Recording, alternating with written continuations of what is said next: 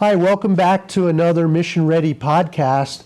We're in Kenya today in Nairobi, and we have two guests that are going to talk to us about East Africa and the Horn and some of the stability concerns that we have related to the final mile. And so today I'd like to introduce our guests, Matt and Hutch. Maybe you guys can talk a little bit about yourselves. Matt. Sure, thanks very much. My name's Matt Bryden. I have been working in the Horn and East Africa for the last 35 years or so. And before coming to this part of the world, I served in the Canadian Armed Forces Reserve as a full-time infantry officer, and then moved into the humanitarian sector in Somalia. And from humanitarian work, I moved into more analytical and security-related, political-related analysis and reporting, and spent much of my time looking at conflicts and conflict resolution in this part of the world, and finally sort of ended my career as a leader of a United Nations sanctions monitoring team investigating threats to peace and security, arms embargo violations, human trafficking, smuggling, piracy, and all manner of things like that. And then stepped away to set up my own organization, SAHAN, where I now serve as an advisor. Great. Can you tell us a little bit about SAHAN? Sure. SAHAN is primarily, our bread and butter is research, analysis, and advisory services for governments. We're also a strategic partner of the Intergovernmental Authority on Development, or IGAD, which comprises 7 governments in this part of the world. And we work with them as well on transnational security threats, countering those threats, and counter-IED strategy and activities. And a lot of what we do is to advise our partners how to navigate both hostile environments, but also very complex post-conflict or even conflicted and transitional environments, how to deliver results and say navigate. SAHAN is actually a Somali word that means navigation or pathfinding. We don't believe that we have the solutions, but we believe that we're able to find the critical path from A to B so that our partners can achieve what they're trying to achieve. Well, it fits us perfectly for the discussions today for mission readiness. Hutch, how about yourself? Good afternoon. So my name is Hutch. I work as the geomarket partner for Control Risks based in Nairobi. I've been at Control Risk for 3 years. Prior to Control Risk, I was at PwC as the Africa Business Resilience Director. I covered the 16 countries across Africa that PwC operated in, East, West, and Southern Africa. Prior to that, I worked in Tanzania in mining, in enterprise risks and crisis management for mining. And then I spent a decade of my life as a military officer in the British Army, which saw me on 3 operational tours, all of Afghanistan. So I was able to see the spectrum of operations and the nature of conflict in that country through 2009 through to 2013, which was incredibly interesting and deeply saddening at times, but there we are. Control Risks supports private sector in the main. We do some work with governments. We do private sector in the main with a focus on extractives, with a focus on the green transition and critical minerals that will support the green transition or the transition. We do a lot with renewables and energy generation, supporting banking, private equity as they try and understand the geography, the economic geography, the social geography, security geography, and environment for potential investment and support those investment decisions. My role within Control Risks and as an African is to help people, help leaders understand the nature of that risk, not to overinflate it, not to undervalue it, but to score it appropriately, and to then help them mitigate the impacts of that risk and enable them to succeed with their endeavors. Motivation behind that is really around the youth population and understanding how we can get more investors into Sub-Saharan Africa in order to absorb and to give people a sense of the dignity associated with meaningful outcomes of their own countries. Yeah, thanks, Hutch. So Matt, talk about just the challenges of Africa, especially related to that final mile, because most of the governments and the big firms that we deal with, they can handle the execution of the contract, but at some point they have to deal with local governance issues, local stability, and you have a lot of experience with that. Well, sure. In this part of Africa, particularly the Horn of Africa, where I have the most experience, the challenge has been that many of these countries have experienced violent conflict without pause for decades. Somalia hasn't known peace since the 1970s.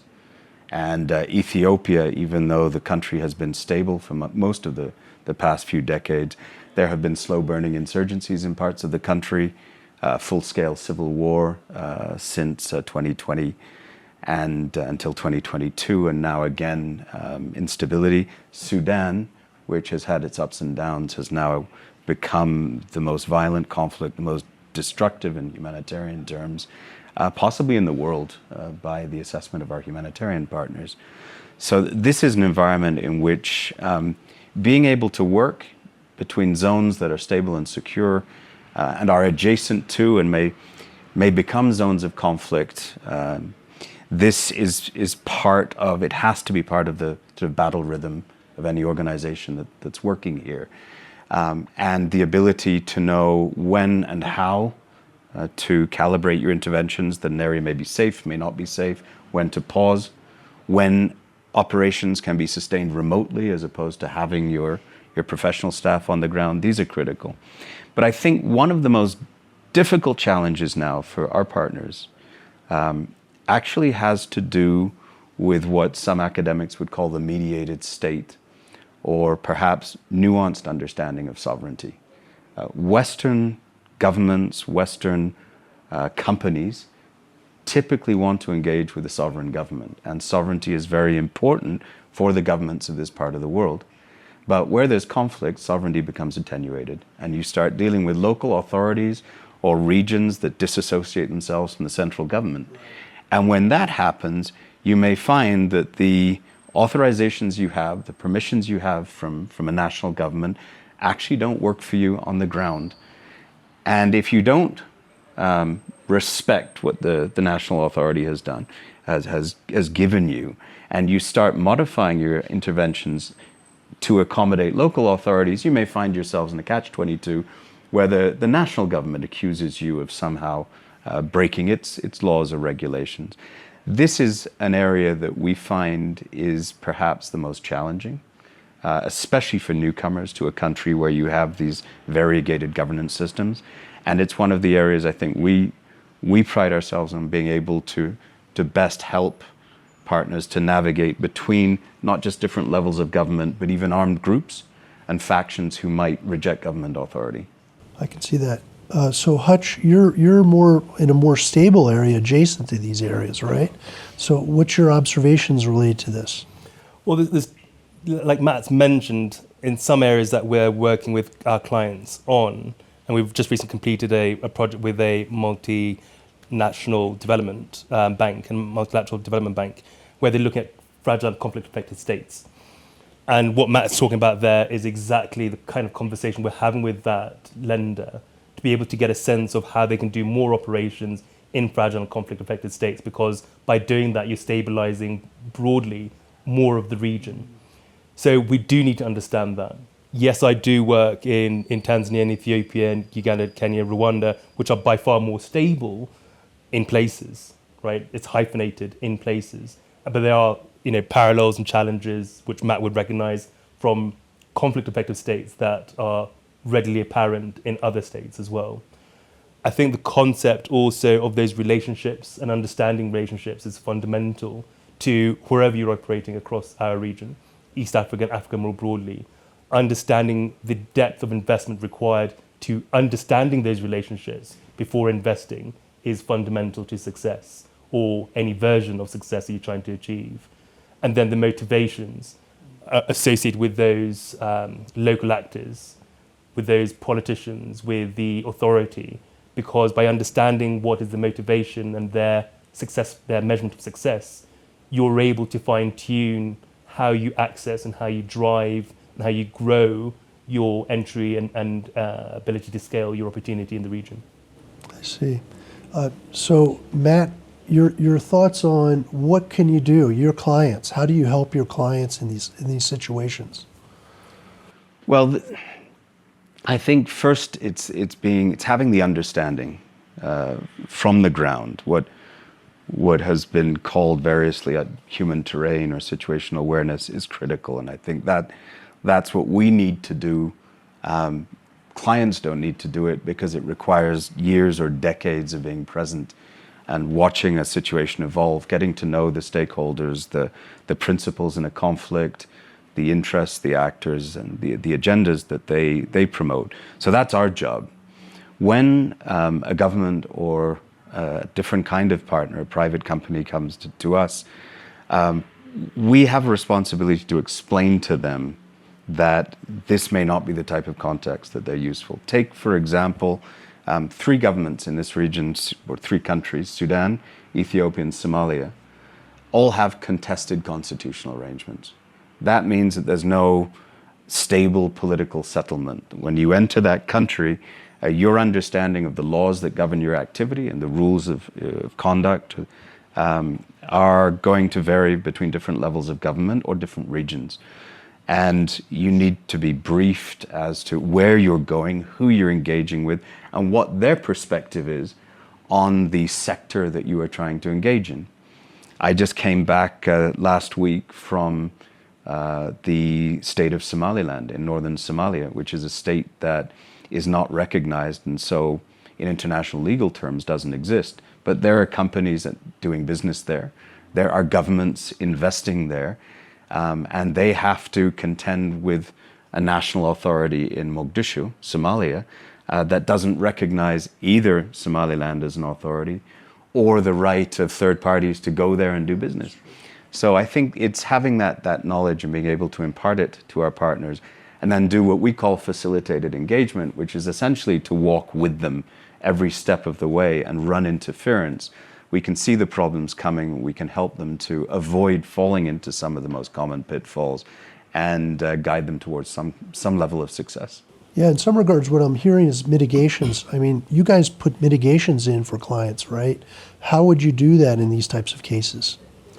I think as Matt has mentioned and through experience, it's the investment, our investment as control risk, your investment as a group is to invest in those relationships and understanding the nuance of a local market. Because that's what decisions are based on. You know, why does somebody in Paris want to invest in Kenya? Why does somebody in New York want to invest in Tanzania or in Ethiopia?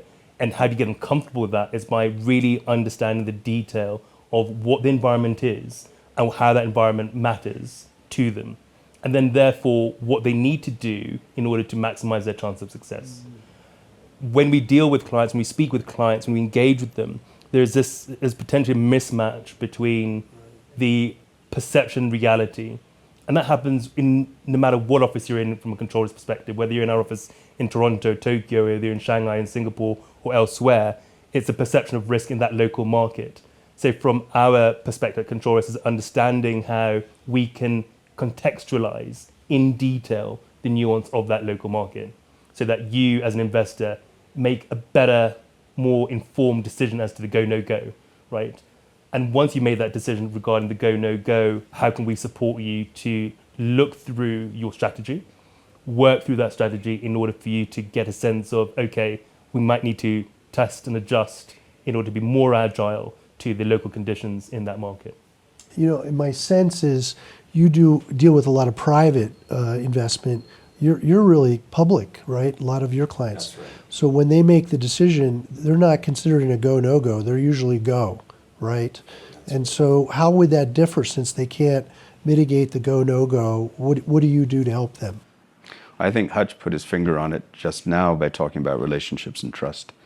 The decision's already been taken. We're often confronted, as you rightly said, with a client who's made the decision we're going to invest in train and equip program, we're going to enhance security capabilities in one part of Somalia or humanitarian intervention in one part of Ethiopia or Sudan. And it's it's not enough just to give them advice. We need to be able to give them the assurance that, and make introductions for them to local authorities, local stakeholders, sometimes armed groups, and to have a degree of transparency and trust that they don't simply fall victim to predatory practices. We need to explain to them often that if the regulatory environment is weak or is corrupted, then those partnerships they build are their only true assurance of stability and success. And that leads to another part of what we try to do, which is assist them with duty of care for their own people. Not that we necessarily try to take that on, but unless they understand the environment in which they're working and the very concrete political and security risks that they may face, they're not able to provide the appropriate level of duty of care for their own personnel and their local employees. So I think from sort of entry into the context all the way down to looking after their people and building those relationships that will be essential over the mid to long term, that's what we try to assist with. I see. So in your case, on the private side, there's go, no-go decisions. What could the clients do to better prepare for those difficult decisions? And then what's your experience? Why do clients generally say no? I mean, what do you find? Yeah, that's a really interesting question. So how do you make a better decision, essentially, is what I'm hearing from the question, is getting a sense from the client, and the team that I work with are perhaps a little bit bored of me saying this, is if you give me the strategy, what are you trying to achieve? What is the direction of travel you're trying to take the organization? From that document, I'm pretty clear, and my conversation with the leaders, with the CFOs, the CEOs, down to an operational tactical level, I'm able to gauge a sense of your level of risk appetite, right? Irrespective of what's written in the paper, it's a very helpful guide in your strategic document, and we can garner that. And then it's really adding value by unpicking what you're saying and what is not being said within the organization about the risk you're willing to take and the reward you're anticipating. And once you're able to marry those things across, you'll be able to give some really clear detail. This environment, this sector is going through a period of change. This is a consequence of that change for you. This is the upside for you. These are some of the challenges that you will face. So a lot of that is done because of relationships that we hold, because of the duration of the relationships and engagement we've had at a local level, and because of the expertise within the organization. But to Matt's point regarding duty of care, once a decision has been taken to deploy, once an organization is on the ground, we have embedded security managers within the organizations who do take on the design, the concept notes, and then the implementation of the security in order to protect and manage the risks, let's say, to the day-to-day. So it's really from inception to execution that we're there as control risk to support a client. And through those embedded security managers who have years of experience in any geography, or years experience in a geography and in a sector, for example, extractives or infrastructure development, those embedded security managers are able to handhold really on a day-to-day basis and protect people and mitigate risk. So things happen though, Matt, right? Despite all the best efforts, you've been through a lot out there. What happens as things unfold? The governments decide they're going to do something. They usually hire an agent, a large multinational, and then they try to prepare for risk, but things happen. What could be done to prepare for that? Because they have to deal with that. Well, the most common problem I think that we face may sound a bit abstract, but it's important to understand when you enter an unstable, an insecure area, a country in conflict, that you are stepping into what we would call the political economy of conflict or crisis. And those types of spaces, what I mean by that is that this is not a normally functioning state or country, and that the incentives of stakeholders have been distorted, often by years or decades of conflict. So what you're trying to achieve, in the language you're speaking, you may have the same vocabulary as your local partners or as the government that you're working with, but what they're hoping to achieve through your intervention is not necessarily aligned with your own objectives and interests. So this, one of the greatest risks from the outset is that your organization, your company, your government's program becomes instrumentalized by parties to a conflict. You are now a resource in a competition for power and resources that is unresolved. And if you're not alert to the risks in this environment, then you violate one of the cardinal rules of most donor governments, which would be do no harm. You actually become part and party to a conflict system.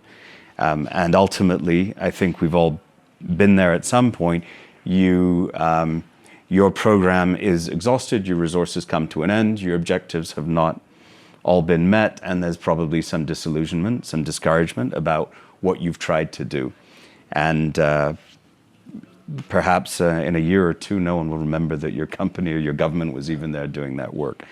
So in that sense, we've earned a bit of a reputation for being a red team, because we give our clients the bad news up front, in a sense to put them on notice that they are taking risks that they might not even have thought about. And then what we try to do is explain to them how those risks can be mitigated, how their intervention is likely to fit. As Hutch said, in this sector, it's perceived this way, it's contested by these actors and interests, and this is how you can best navigate that if you want to have a successful outcome. Yeah, I can see that. So, Hutch, I mean, what are the misconceptions about risks, especially from the owner side of it or the private equity side? What's your experience? Yeah, I think you something that Matt mentioned earlier and you've mentioned also relates to A, red teaming, and B, regards to foreign corrupt practices, right? So these things really work well together in terms of, can you red team with an executive team and a management team, with investors? What is going to go on? What are the scenarios that they're likely to face? What are the conditions on the ground they're likely to face? The regulatory environment fundamentally that's going to underpin the rule of law, and then red team that relative to their strategy, right? And really go through that exercise with them. And once you've done that, then you're able to understand their trigger points for decision making and start to design tailored mitigations for them. So that, again, coming back to that point about informed decision making, do you have a perception of where the risk is? Do you have a perception what the value of investment required to mitigate risk is versus the reality of some of these risks on the ground? Because when you're sitting in Paris or Tokyo or Toronto or Singapore or wherever else, your perception of a risk in Africa is a lot of that is preconceived, and it takes people like Matt and I, when the work we did at Control Risk, to really develop the nuance around your top right-hand risk when you're sat in Singapore is valid, but there are all of these other risks that you need to consider, and it's the difference in the relationship between nodes and how those nodes become networks of risk, and how those networks of risk can then impact your strategy. And that for me is where you can add some real value with organizations, with private equity and finance in particular, around where and how they take risk in Sub-Saharan Africa. I can see that. Okay. So, Matt, what about the issue between peacekeeping and counterterrorism? Is that a different risk scenario, or what's your view on all that? Well, it is, and I think if I could step back a little bit to build on what Hutch has just said, in addition to foreign corrupt practices, one of the issues we have to deal with in cases where you have terrorist groups, designated terrorist groups operating on the ground, or in many cases of armed conflict, is sanctions. And I come from a sanctions background. I was a sanctions investigator for a number of years. This poses real challenges for some of our partners, because they may have no choice but to engage with actors who are on one of a range of sanctions instruments, from the United Nations to the US government, the European Union, and sanctions are far more multifaceted than just sanctions lists. There are watch lists, there are designations for being able to do business or not do business. And one of the first things that we need to be able to do is explain to actors who have sanctions concerns what different types of sanctions there are and how they may apply to the type of work that they're doing. We should then also know and be able to access additional resources about who they may encounter, individuals and entities who may populate due diligence databases or be actors who are designated or named in various sanctions lists. And then come the mitigating factors. And the international system writ large, the United States, the United Nations, and the EU all understand that in these contexts where they're putting the same governments that have imposed sanctions are also paying money for companies and humanitarian development organizations to do their work, there are what are sometimes called carve-outs, legally speaking, that allow you to operate with some degree of assurance that you're not going to be prosecuted simply because you're operating in the same area as some bad actors. But there's often a lot of hesitancy, not a lot of trust that governments will respect those carve-outs, that they will tend to prosecute first and ask questions later. And I think this is another area we have to make sure that we are up to the minute, as it were, in what sanctions apply in a given jurisdiction before we can start to provide advice about how to operate. Do you think there's different approaches, though, regarding, say, peacekeeping versus counterterrorism in terms of what you're talking about, or is it similar? You apply it similarly? I think there are some similarities, but peacekeeping, you tend to have a large-scale operation. Once you have the military on the ground, you have troop contributing countries with their contingents on the ground. You have the life support systems, the contractors, and they may be involved in completely benign activities, logistics, sanitation, movement control, what have you. Once we start talking about counterterrorism, you tend to be moving outside the wire of a peace support or a stability operation, and you're engaging directly with the communities or the constituencies in whom those same extremist or terrorist actors may be operating. I think that's probably the biggest difference, is those that operate inside the wire and those that go beyond. Those that are outside the wire are much more exposed to risk than those who stay in their bases. Well, and that leads to this issue of sustainability and adaptability of risk management in these areas. Maybe you can comment on your thoughts. How do you make a resilient system? Preparation, something that the three of us will know well from our military days, and a lot of investment in training, right? And that training needs to start at the C-suite and go right down to the guy on the ground, the girl on the ground, right? And because if we're not providing that level of understanding and fidelity, and then providing and deliberately designing for them the mitigations, the strategies for developing resilience and agility, then that investment is going to go wrong. I think one of the control risk is turning 50 next year, right? And we pride ourselves on having one of the largest source networks across the globe.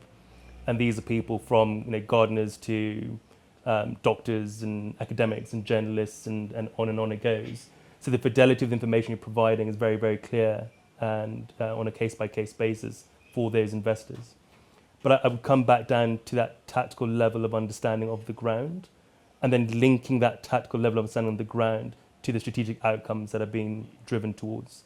We've got to put those two things together in order to co-design. And it's not me sitting in a lofty tower or somebody in New York sitting in a lofty tower saying this is what you're going to do.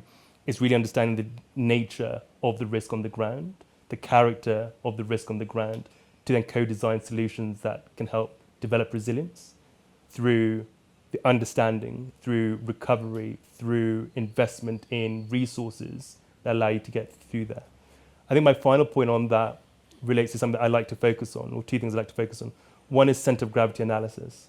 And I love talking about center of gravity analysis in a civilian context. Center of gravity analysis, which we know from the military context, where you look at key enablers, key vulnerabilities, key requirements, is something that works and lends itself really well to the corporate world, because you can bring that and discuss your key enablers, key vulnerabilities, key requirements relative to strategy, relative to investment and investment decisions, so that you can maximize, what do you really need in order to achieve this. And finally, from my background in information intelligence fusion, is getting a sense of, okay, how do we bring the various stakeholders across an organization, and then the regulatory body or the government or the entity or the environment you're operating in as close as possible together to collaborate and develop a process through which you can really understand the environment you're operating in. And the organization can design and understand where it's operating and what those outcomes look like. So center of gravity analysis and enterprise risk management approach, put those things together, you really then try and remove as many of the verticals as possible and tailor the response accordingly. Yeah, I can see that. So, I mean, we're talking about tactical solutions that lead to the policy. But the real issue in the U.S. is the policy on stability is changing, and we're trying to evolve it. So what is your guys' thoughts on where the policy should go and what changes we should make? Well, it's a really good question. And as a true leader of Sahan, I'd say we don't have solutions, we navigate. And I would say that to policymakers as well. A lot of what we do, rather than center of gravity analysis, which I agree sounds well adapted to Hutch's line of work, we tend to depend more on critical path analysis. So understanding the actors, the interests, and the evolutions of a given problem set. And that includes also contingencies, if then, so that we end up almost by default doing scenario building. If we take that to the strategic level for our international partners, for governments, I think in this part of the world, security then becomes a function of politics and vice versa. And it requires a more nuanced approach than what we've seen, say, in much of the last few decades, very prescriptive external solutions or very superficial approaches which are parties A and B are engaged in a conflict, we need to get a ceasefire, we need to create humanitarian access. Well, that in itself in the near term, that's a tactical product of engagement to be able to create humanitarian spaces or to be able to deliver a secure stabilization operation on the ground. Do you think in a policy way there's changes that would help policymakers as they rewrite how does a nation, how do public entities support stability operations? Traditionally, it was always security 20 years ago. Well, one of the challenges I think that we see after decades of work in the field, but that policymakers, diplomats who are often rotating between portfolios see less of, is that the types of conflicts we're dealing with, the challenges we're dealing with, often have existed for decades. And we have seen conflicts that recur, reemerge time and again. At the end of the Cold War, much of the international community expected that we would have a peace dividend, that when the Soviet Union and the United States stopped fighting, peace would break out, especially in the global South. And it didn't happen. And what surprised Western policymakers is that countries just made peace to fall back into conflict again and again. Look at this part of the world, the Horn of Africa, and that's certainly the case. So looking at how to build a durable peace rather than an immediate proximal peace, what are the kinds of factors that drive conflict that have recurred decade after decade and still exist today? That requires a much deeper understanding of the structural challenges that countries face, whether they are political, demographic, constitutional, economic. They may have to do with the imbalances in the way resources are distributed within a country. I think that sort of contextual analysis needs to inform policymaking more than it does.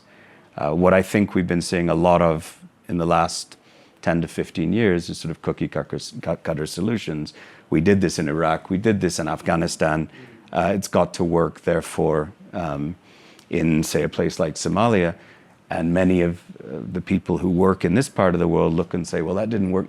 That didn't necessarily work very well in Iraq or Syria or Afghanistan or other places where we've applied it. So tailored, customized, and deeply informed approaches. Is one of the things you're implying, I don't want to speak for you, is that these short-term tours of policymakers, ambassadors, things like that, they're just applying cookie cutters where they don't have the deep sets. Is that your point you're making, or no? I think there are definite limitations in short tours for diplomats, policymakers, even for special forces, very short rotations in many cases.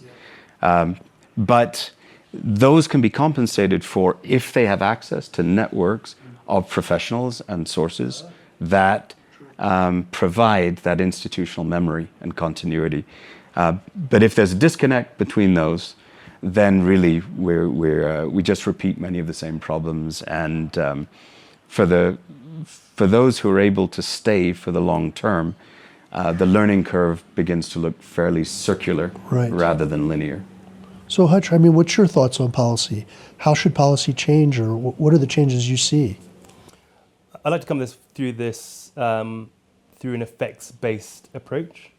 So when the US and whatever administration, we know that Trump is coming back into power for his second term, what is the effect that the US under Trump wants to have in Sub-Saharan Africa? That's the question. What is the legacy of this administration? What does America want to have as its position of competition of dominance in this market? Is it going to be a partner with Sub-Saharan African governments and their people? Does it want to inform the direction of travel for the next 20, 30 plus years? When it looks at demographics, what is the direction of travel it sees? Is it a risk, or is there a significant upside? And therefore, what is the policy that needs to be associated with that? I think the last 15, 20 years has really brought home that the hegemony of the United States is somewhat diminishing in Sub-Saharan Africa, if not globally. There is far more competition. And when you look at it from a Sub-Saharan African perspective, when you look at it from an East Africa perspective, you're looking at more competition from China, more competition from India, more competition from Turkey in parts of the areas of influence that Matt's looking at. The GCC, looking to do more and invest beyond the Middle East into Sub-Saharan Africa. And on it goes. So it's a multipolar world. So therefore, stepping back from that, what is the relationship that America PLC wants to have with Africa Continental Free Trade Agreement? Question mark. What is the relationship that America PLC wants to have with AGOA?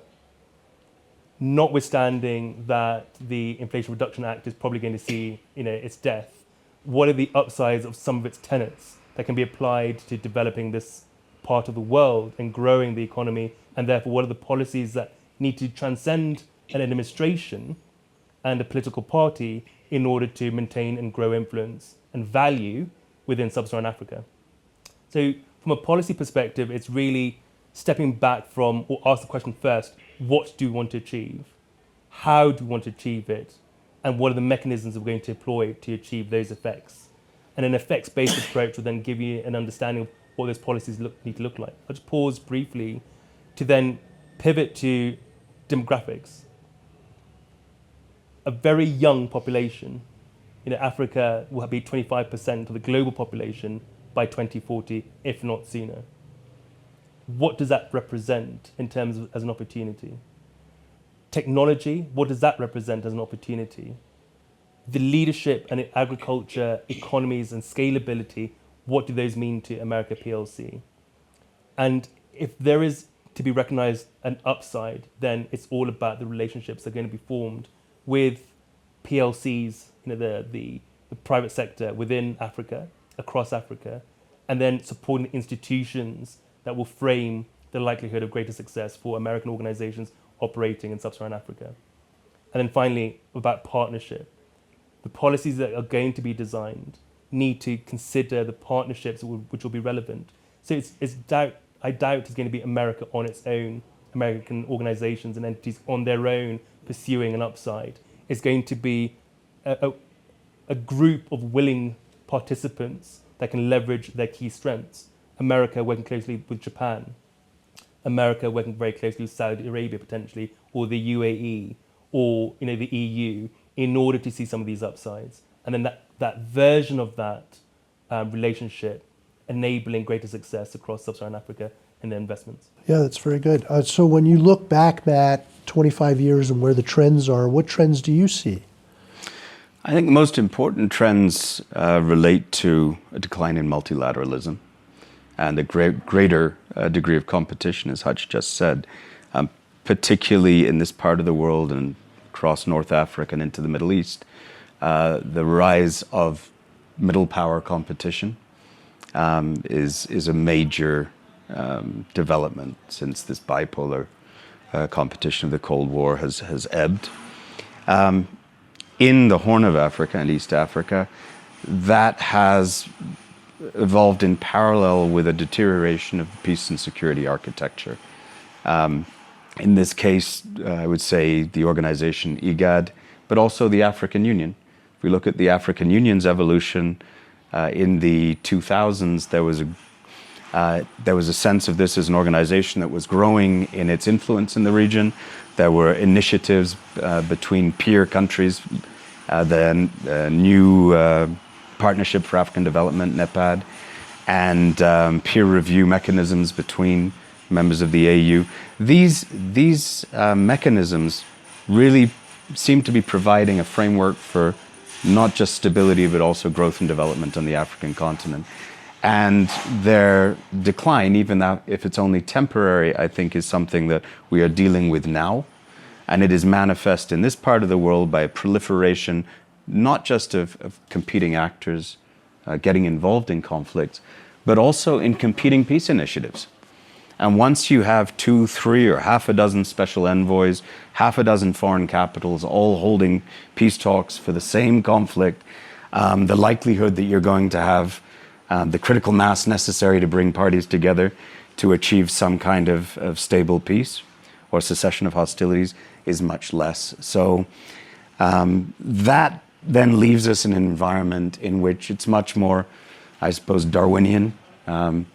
It's each man for himself, and everybody trying to get their piece of the pie, whether it's national actors or external ones. That's a much more chaotic, a much riskier and dangerous environment in which to try to do business. Yeah, I can see that. You were talking about, Hutch, this idea of partnerships and private money, private things. That's a new development, right? And so you see a future where those two things are going to be critical for success? 100%. With the best will in the world, the public sector on its own won't achieve it.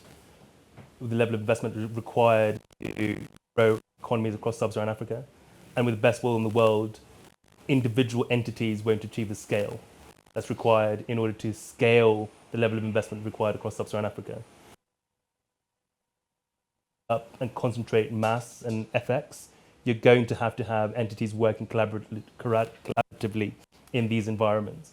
So whether you're looking at critical minerals and the green transition, whether you're looking at extractives and value addition that needs to happen in Sub-Saharan Africa, so it's not going to be about extraction, getting it to port, shipping it out to Texas. It's about extraction, value addition, beneficiation locally, and therefore sending somewhat of a more finished product to market and employing across the spectrum of that value chain. That is going to take partnership in the private sector. And through that partnership, notwithstanding what the challenges within that in terms of natural competition within the private sector, there is greater value to be created. I think that's where we've got to focus, is the value that is to be created. There's more pie for everybody, but in order to do that, there's got to be some collaboration.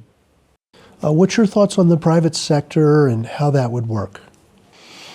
Well, I agree. I think that at the time public sector investment being the engine of growth for Africa is now far behind us. And whether or not, I agree with Hutch, private investment alone is not going to reach the scale necessary to affect the changes that the continent needs and is looking for. It can be, private sector does make a difference, especially in the types of fragmented conflict environments that I and my team tend to work in, because we're working at a subnational local level. And there, even private sector and private foundations can make a difference. When we come to the national level, to post-war reconstruction, then we see private-public partnerships are more successful, and they also tend to be better adapted to navigating the challenges of a hybrid environment or a post-war environment. And from our own partners, lastly, I would say that that is often what the private sector in a post-conflict country want to see. There really is a fatigue with prescriptive programs from the IFIs saying this is how the economy needs to be reformed, restructured, and revived. There's often a feeling in the aftermath of war that national investors, local investors had a stake, they lost it, they now want a say in how their countries are reconfigured post-war that provides them with a sense of security, ownership, and confidence going forward that they'll be able to do business on their own terms.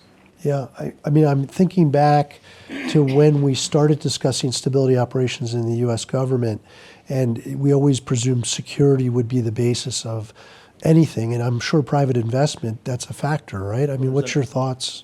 100%. Nobody's investing in an insecure environment. It's clearly not going to happen. No matter what the upside is, nobody's going to, as Matt has mentioned, as I've mentioned earlier, the duty of care to your people isn't going to allow you to make that investment, without the contingent level of security. I think associated with security is the rule of law. You need those two things to happen. In an environment where you have relative security but poor rule of law, the jurisprudence that does not support the sanctity of contract means that investors aren't going to be interested in that place either. Beg your pardon. So you need you need them together. They're very, very, very important bedfellows. The security and the rule of law. Where you have those two things, capital is comfortable, because based on that comfort of rule of law and security, there's a greater likelihood of success regarding that investment.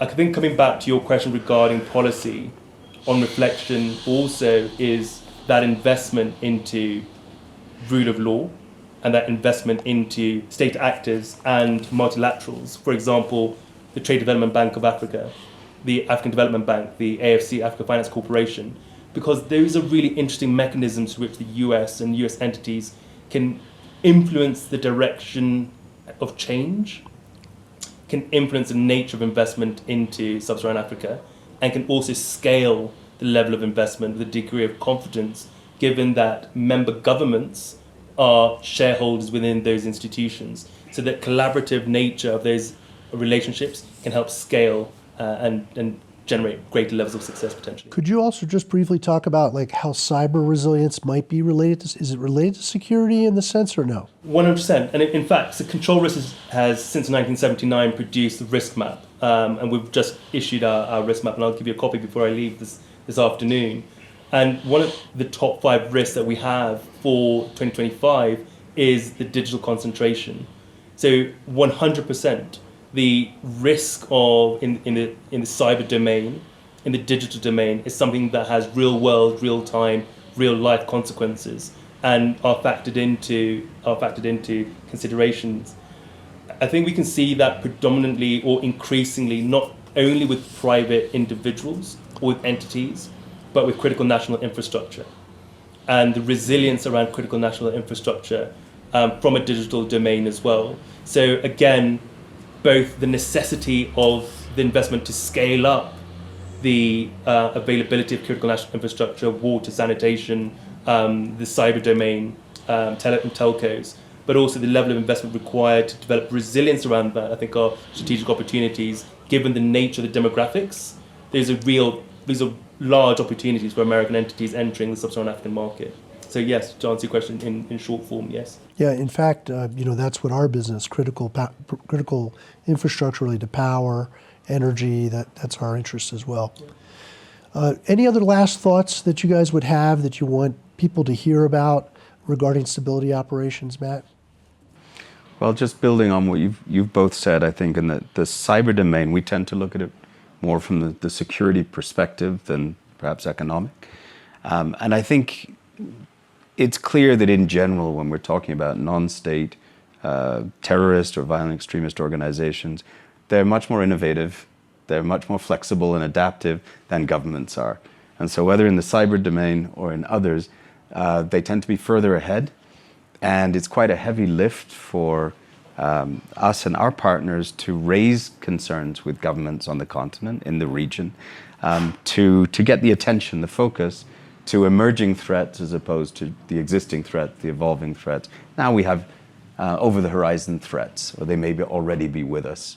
And I think that's something where the industry can certainly provide added value, because governments alone are not typically the innovators. They need to respond to that external stimulus. The other point that I'd like to pick up on, which Hutch raised, is the potential here. And in general terms, we have this acknowledged youth bulge across the continent. We have at the same time challenges like massive urbanization, megacities evolving, and high rates of unemployment, and at the same time high rates of connectivity. So what is happening? What are the prospects for youth in this context? We can see that through their access to social media, to the internet, there are risks and there are possibilities. There's educational possibilities online. There are also radicalization possibilities online. There is a form of relative poverty that emerges when a young person in a country whose greatest aspiration used to be perhaps to leave the village and come and make a career in the capital city is now looking at Stockholm, New York, or Beijing in comparison to their environments. And so they think about migration. And we still have sort of very 20th century ideas about migration in North America and Europe, about somehow keeping people where they are, when the world is simply more mobile and migration is increasing in all directions, not just from south to north. All of these issues are linked. But I think they also speak to the enormous potential that is untapped, and in some ways finding expression in ways that are not always what the young population want or what their governments want. And unless this population, these dynamics are somehow channeled in positive ways, then of course we can also see the downside. In my business, that is reflected in some ways. This may sound strange, but because of the problems that the Horn of Africa has been through, we have a tremendous reservoir of talent, of experience, of professionals who have lived these challenges, who've conquered these challenges, and now are able to give back and to share their experience in finding solutions to these challenges. I can say 30 years ago when I first came here, that was not the case. But today I think we see all the capabilities, the knowledge that's required to guide investment, to guide partners in solving these problems is here. It is still largely untapped, and I think that gives me a great sense of hope and potential. Yeah, actually, that's a very good point. Big changes in 30 years, right? Yeah. So Hutch, what's your thoughts, final thoughts on these discussions? First of all, thank you very much for having Matt and I here to have this conversation with your audience. I think my final parting thought would be that in order for the demographic upside to be seen across Sub-Saharan Africa, we need the private sector to engage meaningfully with this region. And in order for that to happen, there needs to be a real understanding of the risks and of the rewards. But there are organizations like Control Risk, like Zan, to help you navigate that risk, to help you contextualize that risk, and to help you operate within that environment so that it is the reward that you're seeing. That's part one. Two, it's this concept of time. When I speak to government officials or to private investors, it's the concept of plastic and elastic time, right? When you're talking about plastic time, it is a fixed nature. When you talk about elastic time, the things that can oscillate within that. And it's a role of government and the private sector to understand the nature of time and what they're dealing with. That sounds very mercurial, but let me break that down very quickly. We know that Africa, given demographics, is going to have about a quarter plus of the global population. That's going to happen. And we know that's going to happen roughly by 2040. We know that's going to happen. So that's relatively plastic. What we don't know is the level of investment that's going to happen within Sub-Saharan Africa within that time, right? We don't know the fixed nature of risks that are going to be in operation during that course of that period of time. That's reasonably elastic.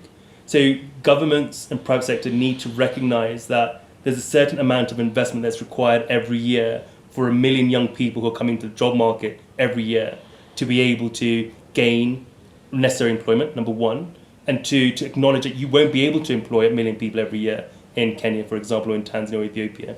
The private sector and creating education systems that entrepreneurism sits at the front of that, so people are employing themselves, are being employed to gainful employment, is really important. And therefore, by doing that, what is the opportunity for American companies operating in Sub-Saharan Africa? It becomes very, very interesting. Agriculture, technology, education, fintech, technology more broadly, and on it goes. But you need the organizations like Control Risks and so on to be able to inform how that risk can be taken in order to see that upside. So are you starting to see these types of behaviors, or what's your opinion? We are seeing more meaningful engagement, but are we seeing that at a level of scale that's required? That's another conversation, I think. Yeah. I was with an investor yesterday or the day before yesterday talking about employing 5,000 people into one of the largest BPOs, business processing offices, across Sub-Saharan Africa. That's a wonderful thing, right? It leverages technology, a young population, well-educated population in this part of the world. But what it does also show is 5,000 is a very small drop in the ocean relative to 1 million young people coming to the job market every year, right? Yeah. So Of course. what happens elsewhere, and how do you scale up that level of investment more broadly into the region? And there is a profit, right? We're not talking about this from a charitable status, right? This is profit to be made by American organizations. This is profit to be made by local organizations through partnership. And that, I hate the phrase win-win, but for mutual benefit is essential. And it's essential at scale. That's the critical factor here, given the demographics. It's necessary at scale. Yeah. Investment needs to happen at scale, and therefore organizations like us, like Control Risks, like ours, need to work at a level that potentially we're uncomfortable with to support that level of investment. I think my last point comes back to something really basic, more hypothetically really basic. If you're going to a bank for a mortgage, you've got to go to that bank with a certain amount of deposit collateral, right? Governments across Sub-Saharan Africa need to deposit their collateral, right? They need to deposit their equity. And that equity, that investment comes in the form of creating security, a secure environment, and providing the rule of law. If you provide security and rule of law, that's your deposit. If you're able to augment that with an education system that's fit for purpose, that is your deposit. The private sector will come in and do the remainder. It will be interested by its very nature in an economy that provides educated people in a secure environment with a functioning rule of law. Those three things will drive significant levels of investment if we can get that right. Yeah, thanks, Hutch. So Matt, how would we reach you if we were interested in doing business with you? How would the audiences reach you? We do have a website, sahan.global. Okay. And we can also be reached by email at info@sahanresearch.net. Both of those would work. Good. And beyond that, I think having, not yet being a full member of ISO, but my contacts with the organization, and be happy to connect people to the right contacts at Sahan. Yeah, and how about you, Hutch? How would we get a hold of you? Sure, very simple, controlrisks.com. And at controlrisks.com, you will find both our thought pieces and direct access to individual experts and to myself if necessary. Great. And really looking forward to the conversation. Okay, guys. Well, thanks for being here. We really appreciate it. And I'm sure the audience is going to be excited to hear how they can do better business in this part of the world. Thank you very much. Thank you, guys. Thank you. Thank you.